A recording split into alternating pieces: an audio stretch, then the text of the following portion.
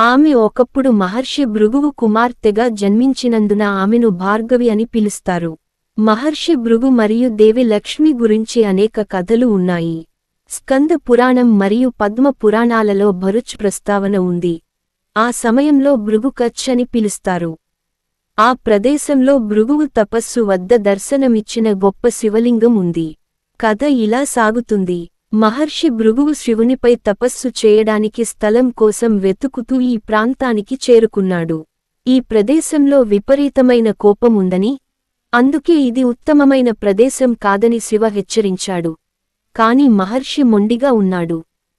తాను తపస్సు చేసి అక్కడ శివుడిని ప్రసన్నం చేసుకుంటానని, ఆ ప్రదేశంలో ఆ కోపాన్ని పోగొట్టి పుణ్యప్రదమైన శివలింగాన్ని తీసుకువస్తానని సంకల్పించాడు. మహర్షి చాలా కాలం తపస్సు చేశాడు మరియు శివుడు అతనిని అనుగ్రహించాడు. ఈ ప్రాంతానికి